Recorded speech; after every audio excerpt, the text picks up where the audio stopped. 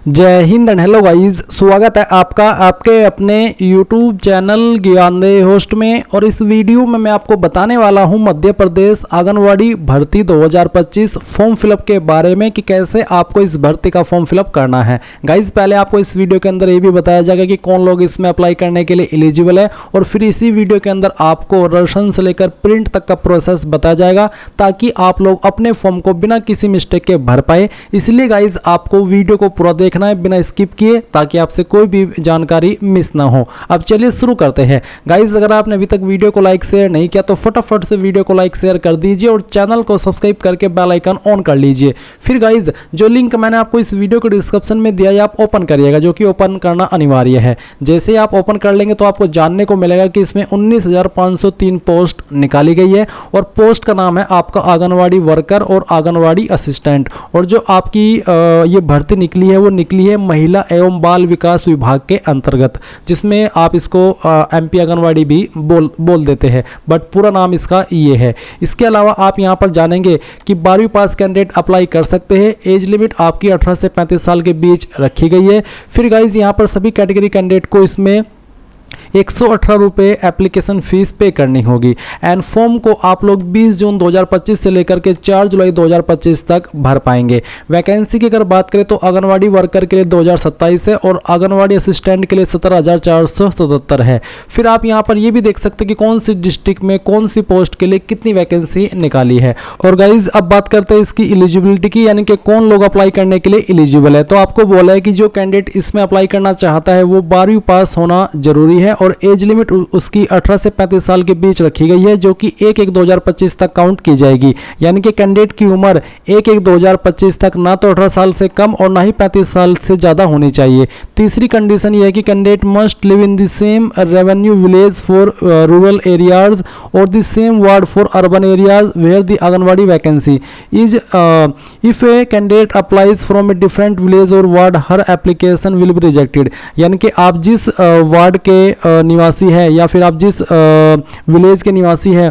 उस विलेज के अंदर जो वैकेंसी है उसी के लिए आपको अप्लाई करना होगा। आप अपना वार्ड छोड़ करके या फिर अपना विलेज छोड़ करके दूसरे विलेज या दूसरे वार्ड के लिए अप्लाई ना करें। अगर आप ऐसा करेंगे तो आपका फॉर्म रिजेक्ट हो जाएगा। और यहाँ पर हर बोला है, हर का मतलब है कि इसमें सिर्फ फीमेल कैंडिडेट ही अप्लाई कर पाएंगे, मेल कैंडिडेट इसमें अप्लाई नहीं कर सकते हैं। अभी आपके मन में सवाल भी आ रहा हो कि कितनी सैलरी होगी, तो एक्सपेक्टेड सैलरी आपकी रहेगी जो यहाँ पर आपको दी गई है। एग्जैक्ट सैलरी आपको थोड़े टाइम के अंदर ही पता चल जाएगी। अब ये सभी इन्फॉर्मेशन चेक करने के बाद अगर आप इसमें एलिजिबल है और आपका इंटरेस्ट है अप्लाई करने का, तो आप कैसे अप्लाई करेंगे ये जान लीजिए। आप यहीं पर इंपॉर्टेंट लिंक के सेक्शन में आएंगे और अप्लाई ऑनलाइन लिंक ओपन करेंगे। आपके सामने यहाँ पर अगर आप apply online link directly open करेंगे तो ये वाला इंटरफेस आएगा, और अगर आप यहाँ पर apply online home page link open करेंगे तो आपके सामने ये वाला इंटरफेस आएगा, जैसे कि आप वीडियो में देख सकते हैं।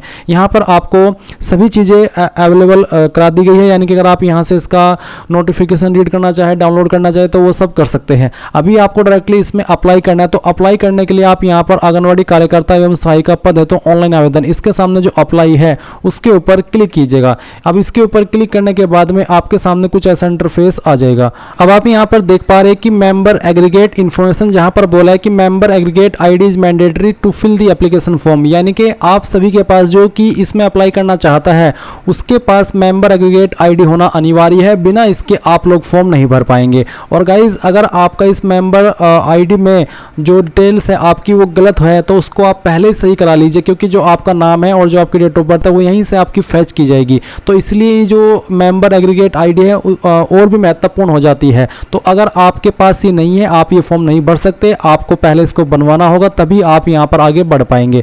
अब गाइज मैं आपको जो आगे की जानकारी देने वाला हूँ इस फॉर्म को भरने की, वो मैं आपको एक अन्य वीडियो से दे रहा हूँ एजुकेशनल पर्पज के रूप में, क्योंकि गाइज मेरे पास ना तो समग्र आईडी है जो यहाँ पर आपसे मांगी है और ना ही मैं एमपी का निवासी हूँ, इसलिए मैं यहाँ पर ये जो फॉर्म है अपनी डिटेल से नहीं फिल कर सकता, और इसलिए ये वीडियो आपको एक अन्य वीडियो के माध्यम से आगे कंटिन्यू करके दी जा रही है। तो अगर आपको कोई सवाल डाउट रह जाए आप कमेंट के माध्यम से पूछ लेना। तो जैसे ही आप यहाँ पर समग्र आईडी डाल करके खोजे के ऊपर क्लिक करेंगे तो आपकी डिटेल्स फैच कर ली जाएगी, और आपके सामने कुछ ऐसा इंटरफेस आएगा जहाँ पर आपको सदस्य समग्र आईडी, आवेदिका का नाम और आवेदिका के पिता या फिर पति का नाम देखने को मिलेगा, डेट ऑफ बर्थ देखने को मिलेगी। मिलेगी। और अगर आपकी एज 18 से कम हुई या 35 से ज़्यादा हुई तो आप आगे भी नहीं पढ़ पाएंगे, और फीमेल कैंडिडेट ही इसमें अप्लाई कर सकते हैं। तो अभी यहाँ पर आपको ये सभी इन्फॉर्मेशन कुछ तो फैच कर ली जाएगी और कुछ जानकारी अभी आपको यहाँ पर भरनी होगी। कौन कौन सी वो आप समझ लीजिए। तो आपको यहाँ पर बताना होगा वैवाहिक स्थिति, तो आपका मैरिटल स्टेटस क्या है वो आपको यहाँ पर सिलेक्ट के सेक्शन के ऊपर क्लिक करके बताना है कि आप शादीशुदा है या फिर आप अनमैरिड है। तो जो भी है स्टेटस आपका वो आप यहाँ पर चुने के ऊपर क्लिक करके सिलेक्ट कर लेंगे। जैसे कि आप देख सकते हैं कि यहाँ पर सभी विकल्प आपके सामने हैं, तो इनमें से जो भी विकल्प आपके ऊपर लागू होता है वही आपको सिलेक्ट कर लेना है। इसके बाद यहाँ पर आपके सामने अन्य इन्फॉर्मेशन आएगी, जैसे कि आप देखेंगे पद हेतु आवेदन, तो संभाग आपका यानी कि आपका जो जिला है वो कौन सा है, संभाग आपको सेलेक्ट करना होगा, फिर उसका जिला यानी कि पहले संभाग और उसके बाद में जिला। तो आप यहाँ पर पहले आपका संभाग सेलेक्ट कर लेना जो भी आपका संभाग पड़ता है, और फिर उसके बाद आप जिला सेलेक्ट कर लेंगे। एंड देन आपकी जो परियोजना है वो कौन सी लगती है वो परियोजना सेलेक्ट करेंगे। आपका सेक्टर कौन सा है वो सेक्टर आपको यहाँ पर इसमें से लिस्ट में से सेलेक्ट कर लेना है। आपको सभी उस परियोजना के सेक्टर इस लिस्ट में देखने को मिल जाएंगे जो परियोजना आपने सिलेक्ट की है। अब जैसे ही आप इसको सिलेक्ट कर लेंगे तो आपके सामने आएगा आंगनवाड़ी केंद्र। तो उस सेक्टर में कौन कौन से आंगनवाड़ी केंद्र लगते हैं वो आंगनवाड़ी केंद्र आपको देखने को मिलेंगे, और इनमें से आपका आंगनवाड़ी केंद्र कौन सा है, आपके ग्राम या फिर आपके वार्ड का। गाइज मैं आपको फिर से याद दिला दूं कि अगर आप आपके वार्ड में अप्लाई ना करके आपके ग्राम के अंदर अप्लाई ना करके किसी और में अप्लाई करने की कोशिश कर रहे हैं तो आपका फॉर्म रिजेक्ट कर दिया जाएगा। आपको यहाँ पर बोला भी है कि क्या आप मध्य प्रदेश, इसलिए इन्फॉर्मेशन आपके लिए बहुत इंपॉर्टेंट हो जाती है। तो आपको वही सिलेक्ट करना है।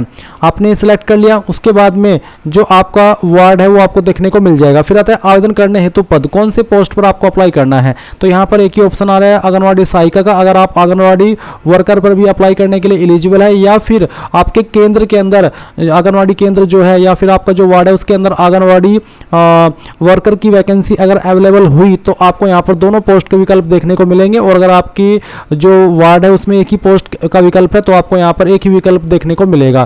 फिर सवाल आएगा कि क्या आप मध्य प्रदेश के मूल निवासी के साथ आंगनवाड़ी केंद्र के ग्राम शहरी क्षेत्र के विज्ञापित वार्ड के निवासी है।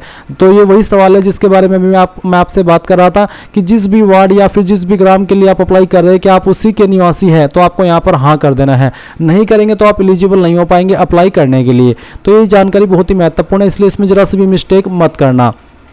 अब इसके बाद में आप यहाँ पर नीचे की तरफ बढ़ेंगे जहाँ पर आपको मूल निवास से संबंधित जानकारी देनी है। तो मूल निवास से संबंधित जानकारी आपको यहाँ पर चुने के ऊपर क्लिक करके बताना कि किसके माध्यम से आप वेरीफाई कराना चाहते हैं कि आप वहीं के हैं, ration card, voter ID card या फिर राजस्व विभाग से निवास प्रमाण पत्र। तो इनमें से कोई भी एक माध्यम सेलेक्ट आप कर सकते हैं। अगर आपके पास निवास प्रमाण पत्र है तो वो सिलेक्ट कर लीजिए। फिर मूल निवास के लिए चयन किए गए दस्तावेज का क्रमांक, जो भी आपने यहाँ पर डॉक्यूमेंट सेलेक्ट किया है उसकी फाइल, उसका जो नंबर है आपको यहाँ पर बताना है। राशन कार्ड है तो राशन कार्ड का नंबर, वोटर ID सेलेक्ट किया तो वोटर ID का, और अगर आपने डोमिसाइल सेलेक्ट किया निवास प्रमाण पत्र तो उसका नंबर आप डाल देंगे। फिर सवाल है कि क्या आप या आपके पिता, पति, माता का नाम आंगनवाड़ी केंद्र के ग्राम शहरी क्षेत्र के संबंधित वार्ड की BPL सूची पात्रता पर्ची में सम्मिलित है। तो यहाँ पर बताना कि आप आपके खुद का नाम है या फिर पिता माता या फिर नहीं। तो आपको बेसिकली इसमें बहुत ही सावधानी से आंसर करना है। एक बार फिर से मैं आपको सवाल पढ़ करके दिखाता हूं कि क्या आपका या आपके पति या फिर पिता या फिर माता का नाम आंगनवाड़ी केंद्र के ग्राम शहरी क्षेत्र के संबंधित वार्ड की BPL सूची पात्रता पर्ची में सम्मिलित है। यानी कि जो भी इन्फॉर्मेशन अभी आपने भरी है तो क्या आपका नाम या फिर आपके पिता का या आपके माता का या फिर यहाँ पर पति का भी ऑप्शन है। तो इनमें से अगर किसी का भी है तो आपको बताना है। अगर खुद का है तो हम सेलेक्ट कर ले, पिता, माता, पति का है तो ये, अगर नहीं तो नहीं करेंगे तो फिर आप इसमें एलिजिबल नहीं हो पाएंगे क्योंकि फिर आपको वहाँ का निवासी नहीं माना जाएगा। तो जो भी है वो आप सिलेक्ट कर लेना आपके स्टेटस के अकॉर्डिंग। फिर है क्या आपका या आपके पिता, पति का नाम आंगनवाड़ी केंद्र के ग्राम शहरी क्षेत्र के संबंधित वार्ड की मतदाता सूची में सम्मिलित है। तो इसमें भी आपको सेम तरीके से आंसर करना है। अगर है तो आपको बताना है स्वयं का है या फिर अन्य किसी का है, अगर नहीं तो नहीं, और अगर है तो आपको यहाँ पर जो उसकी डिटेल्स है वो देनी होगी। अगर आप इसमें भी नहीं करते तो आता है कि अनुविभागीय अधिकारी, राजस्व, तहसीलदार, नायब तहसील द्वारा जारी स्थानीय निवास का प्रमाण पत्र क्रमांक। यानी कि गाइज अगर आप इन दोनों ऑप्शन में नहीं करते हैं तो आपने अगर यहाँ पर मूल निवास से संबंधित जानकारी में जो निवास प्रमाण पत्र है उसका माध्यम सेलेक्ट किया है तो फिर आप इन दो ऑप्शन में नहीं कर सकते हैं, क्योंकि फिर आप यहाँ पर डायरेक्टली अपना जो निवास प्रमाण पत्र है उसकी इन्फॉर्मेशन दे सकते हैं।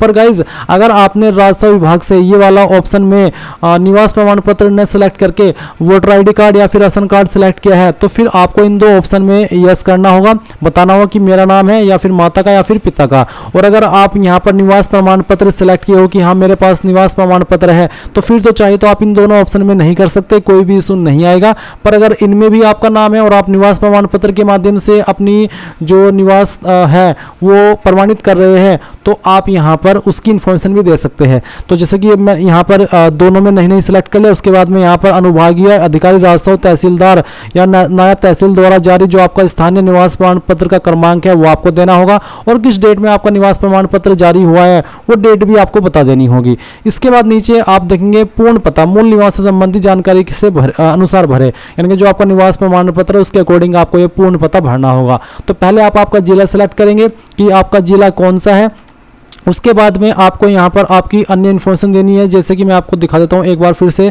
यानी कि तहसील सेलेक्ट करनी होगी, फिर ब्लॉक, फिर आपका ग्राम या फिर नगर, उसके बाद में वार्ड और फिर आपका पिन कोड, फिर आपका मोबाइल नंबर भी आप यहाँ पर डाल देंगे। नीचे आएगा शैक्षिक योग्यता, तो 12वीं पास इसमें होना आपका अनिवार्य है। आप 12वीं में जो अनुक्रमांक है इसमें आपका 12वीं का रोल नंबर डालेंगे और किस साल के अंदर आपने 12वीं पास की थी उत्तीर्ण वर्ष के अंदर लिख देंगे। परसेंटेज आपकी कितनी थी वो आप यहाँ पर डाल देंगे। अब बहुत सारे कैंडिडेट ऐसे भी होंगे जिनके नंबर CGPA के अंदर है, तो आप वो कैसे भरेंगे, तो उनको अपनी CGPA को परसेंटेज के अंदर कन्वर्ट करना होगा और फिर यहाँ पर अपनी परसेंटेज लिखनी होगी। फिर एक सवाल है कि क्या आवेदिका स्नातक या स्नातक से उच्च डिग्री में उत्तीर्ण है, यानी कि कैंडिडेट ने क्या ग्रेजुएशन या पोस्ट ग्रेजुएशन की है, अगर हाँ तो हाँ, अगर नहीं तो आप नहीं करेंगे। उसके बाद आप इस घोषणा के ऊपर टिक कर देंगे और ये जो कैप्चा कोड है वो यहाँ पर डालेंगे और आगे बढ़े इसके ऊपर क्लिक करेंगे। फिर गाइज आप यहाँ पर देखेंगे कि इस तरह से आपके सामने जानकारी आएगी, जो भी जानकारी आपने भरी है वो सभी आपको यहाँ पर वेरीफाई करनी होगी। और फिर आप यहाँ पर नीचे की तरफ आएंगे, देखेंगे प्रमाण पत्र संलग्न, यानी कि आपको यहाँ पर डॉक्यूमेंट्स अटैच करने हैं। तो आवेदिका फोटो, यानी कि आपका जो आवेदिका है उनका फोटो देना होगा। फॉर्मेट JPEG या फिर JPG का होना चाहिए। साइज यहाँ पर 300 KB न्यूनतम और 200 KB 30 KB न्यूनतम और 200 KB अधिकतम, यानी कि 30 से लेकर के 200 KB के बीच में रहना चाहिए। तो आपको फोटो लेना है और वो यहाँ पर अपलोड करना होगा। अगर आपके फोटो का साइज ज़्यादा हो रहा है तो आप उसको कैसे कम करेंगे, आपको गूगल के अंदर आना है और सर्च करना है इमेज रिड्यूसर। तो आप यहाँ पर इस तरह से सर्च करिएगा। ये सर्च करने के बाद में आपको यहाँ पर ये वाली वेबसाइट ओपन करनी होगी जो कि मैं आपके सामने किया हूँ। फिर सिलेक्ट इमेज के ऊपर क्लिक करना है और जो आपका फ़ोटो है वो फ़ोटो आपको यहाँ पर सिलेक्ट करना होगा। उसके बाद में अगर उसका साइज़ 300 ज़्यादा हो रहा है या फिर जो भी हो रहा है आपको यहाँ पर इसमें 250 इस तरह से कर लेना है और रिड्यूस साइज़ के ऊपर क्लिक करना है। ये फाइल आपकी दिए गए साइज़ के अंदर बन जाएगी और इसकी क्वालिटी भी लूज नहीं होगी। आप इसको डाउनलोड कर लीजिएगा और डाउनलोड करने के बाद आप यहाँ पर उस फाइल को चूज फाइल के ऊपर क्लिक करके सिलेक्ट करके अपलोड करके ऊपर क्लिक करके अपलोड कर देंगे। फिर है मूल निवास से संबंधित जानकारी। अब आपको यहाँ पर मूल निवास से संबंधित जानकारी देनी है, यानी कि आपको यहाँ पर उसका डॉक्यूमेंट अपलोड करना है। फॉर्मेट JPEG या फिर JPG या फिर PDF, यानी कि इनमें से कोई भी चल जाएगा। तो कोई एक चीज़ आप यहाँ पर दे दीजिएगा। अब इसके बाद में आप उसको अपलोड कर देंगे। फिर आपको 12वीं प्रमाण पत्र यानी कि 12वीं का जो सर्टिफिकेट है वो अपलोड करना है। अगर आपने ग्रेजुएशन के ऑप्शन में हाँ किया कि मेरे पास या फिर कैंडिडेट के पास 12वीं से ज़्यादा उत्तीर्ण कोई क्वालिफिकेशन है तो आपको स्नातक प्रमाण पत्र भी अपलोड करना होगा। साथ ही जाति प्रमाण पत्र, तो अगर आप SC ST OBC है तो आपकी जो कास्ट सर्टिफिकेट है वो भी आपको यहाँ पर अपलोड करना है। तो जिन डॉक्यूमेंट के सामने ये रेड में स्टार आइकन लगा हुआ है ये अपलोड करना, ये डॉक्यूमेंट्स अपलोड करना उनको उस कैंडिडेट के लिए अनिवार्य रहेंगे। तो जो डॉक्यूमेंट्स आपके ऊपर एप्लीकेबल हो रहे हैं वो डॉक्यूमेंट्स सभी आपको यहाँ पर सिलेक्ट कर लेने हैं और उन सभी डॉक्यूमेंट्स की जो फाइल है वो अपलोड कर देनी है। फिर जो यहाँ पर आपका शुल्क है वो 100 है प्लस उस पर 18 रुपये GST लग रही है। उसके बाद में जैसे आप ये पेमेंट देखेंगे आपको यहाँ पर भुगतान करें इसके ऊपर क्लिक करना है। इसके ऊपर क्लिक करने के बाद आपके सामने पेमेंट का पेज आएगा। आप यहाँ पर पे यूजिंग MP ऑनलाइन कियोस्क या फिर पे यूजिंग Paytm QR कोड, इनमें से किसी भी माध्यम का इस्तेमाल करके अपनी फीस जमा कर सकते हैं। जैसे ही आप यहाँ पर कोई भी माध्यम सेलेक्ट कर लेंगे तो देखेंगे यूजर ID और फिर री एंटर पासवर्ड, आपको यहाँ पर आपका पासवर्ड डालना है।